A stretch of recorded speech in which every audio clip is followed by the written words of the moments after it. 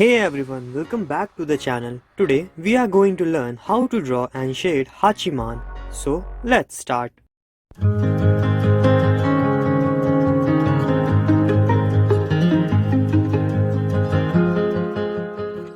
We are going to use measuring and marking method, and for better understanding of this method, the sketching part is already done. So use the scale to measure different areas of the drawing and mark it with pen or pencil. This will help the beginners to understand the distance and gap between every part of their drawing much better. And use the reference image for your drawing. The link is in description box.